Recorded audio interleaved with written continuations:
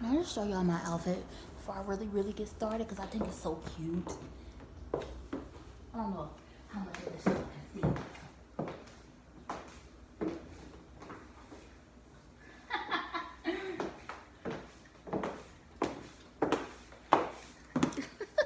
What's good, Fat Girl Squad? It's your girl, McQueen, and welcome back to my channel. If you guys could just do me this one little favor, you know what it is. Click down below and subscribe. Yes, go ahead and subscribe. Also, if you can do me one more favor and just make sure you hit the like button, help the algorithm out, get this video out into YouTube land. So today, really quick video. I wanted to let you guys know that I have rescheduled my surgery. It was supposed to be for this month, April 23rd, but my mom asked me to push it back a little bit so she could be available for me. So I pushed it back to June 3rd, but now I'm thinking I might push it back a little bit further for a few reasons. One reason is because I really want to be in the best shape and health possible going into surgery. One, because I want the best results, and two, of course, I need to be in the best health in order to be approved to get the surgery, which includes having a good hemoglobin, making sure, you know, my blood levels are up to par. So I'm gonna keep you up to date on that. But in the meantime, in between time, I want you guys to get active with me because I am currently slimming down for surgery. Now, it is not really a requirement. My doctor told me that the size that I am is fine because I am getting lipo and also a fat transfer. So yes, I do have to have some fat. But again, there's like this misconception that when you are getting surgery that you no longer have to watch what you eat, you no longer have to work out. And honey, that is anything but true, because I know so many girls who have gotten surgery and they look worse than they did before they got surgery. Also, there's this clip that I screenshotted 2 or 3 years ago from Dr. Miami Snap. And this is what Dr. Miami himself has said about surgery. You have to eat right and exercise your entire life. There is no breaks and no excuses. Or else you're going to look like this. Before, after, then after. So this is just a little motivating schematic here. After you lose the weight with diet and exercise or surgery, you have to maintain the results. We don't want you going back to this. Now, with all that being the case, I am trying to get as pre-snatched as possible. I've already started about 3 weeks, maybe about 4 weeks, maybe going into 5 weeks. I've been a lot more consistent with my eating. I'm now starting to change up my workout regimen. You guys know, or if you don't know, I like to power lift. I like to lift as much weight as possible. I'm not one of those girls that go and pick up the 5-pound dumbbells. I'm not even trying to pick up a 25-pound dumbbell. I'm trying to fucking deadlift like 315. Like, yes, like that's what I'm trying to do. I'm trying to squat like 225, ass to grass. Ain't no time for no weak weights. But you know, when you lift really heavy like that, it makes your body thicker, for one, and for two, I have to be intentional. So the intentions that I have right now is to cut down for surgery, which means I have to change up how I work out, unfortunately, but it is just a temporary means to an end. So as for now, I am doing more circuit training. So basically I will craft the workout. I do my own programming.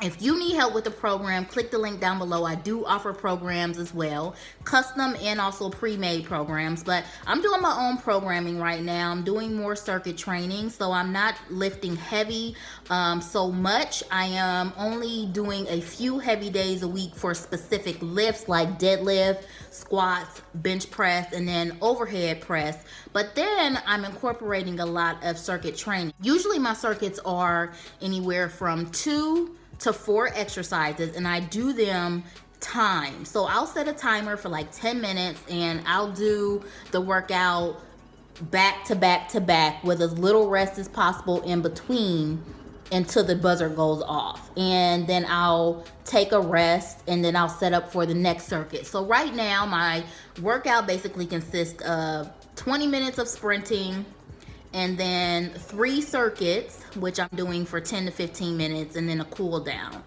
Also what I'm doing, and I talked about this on my Snapchat, yesterday is that I am going to start running outside again. The weather is starting to break and it's starting to feel nice. So today is Monday, April 15th, and my goal is to run 15 miles outside. So that does not include the sprints that I'm doing inside the gym.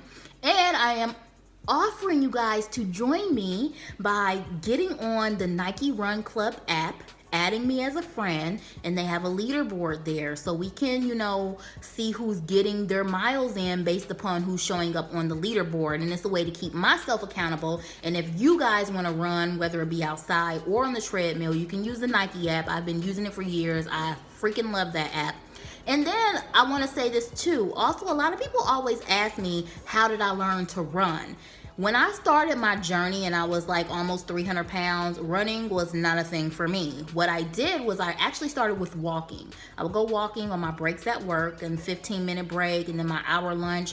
I would just walk as much as I can around the parking lot. And being almost 300 pounds and walking in the hot Florida sun, I lived in Florida at that time, it was a lot. And just that little 10-15-minute walk that I would do on my break, I would be out of breath, sweating profusely. But then I noticed after a few weeks, it started to get easier. So once it got easier, I started to use the C25K app. I freaking love this app as a beginner.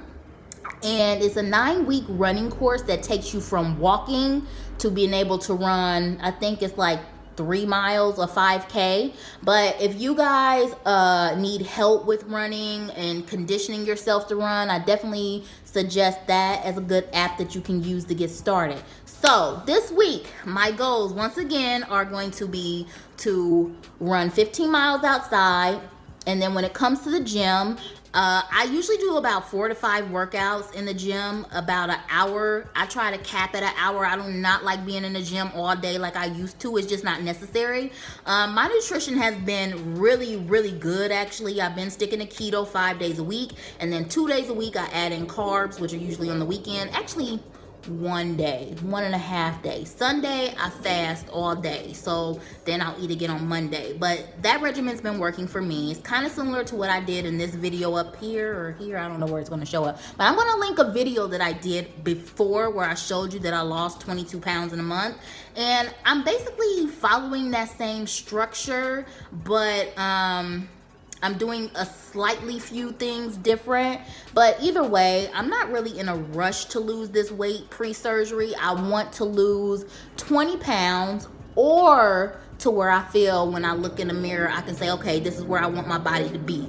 Now remember, I still need fat on my body because I am getting a fat transfer. So I can't lose too much weight. And that's one of the reasons why I have been holding on to the winter weight that I gained, because this is what it was. I knew that I needed to have fat on me to get the fat transfer, and I got a little happy, and I kind of like overshot the weight that I should have been holding on or gained. So I gained a little bit more weight than I wanted to this winter, which is cool. But again, I'm really focused on getting to my goal pre-surgery and showing people that, you know, getting surgery is not going to correct all the issues that I have. Getting surgery isn't going to make me perfect. And also, I'm still going to have to put in work. It's not going to come to me just because I want it to come to me.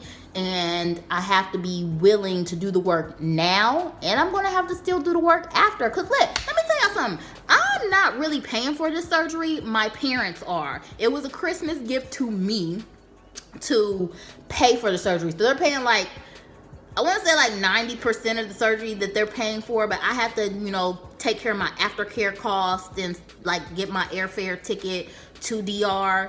And let me tell you, I'm not trying to waste my parents' money, and I'm not trying to waste the money that I got to put in on the surgery. So best believe that I'm going to be maintaining this as best as possible. And what I'm really excited to show you guys is how my body transitioned during recovery and when I'm able to get back into the gym. I'm still looking to get into powerlifting, but unfortunately it's probably going to be a year after surgery before I can do that. So likely next summer I'll be back into doing power lifts. But you know, I'm just going to take it as it go, and I will take you on the ride with me. So this week, make sure that you are on my Snapchat or my Instagram. You can look down in the comments to get where else to find me online, because as I do my runs, I'll be putting my logs up on those platforms just as accountability. And if you want to again download the Nike app, you can do that as well. All that information of where to find me on Nike app is in the description box as well. So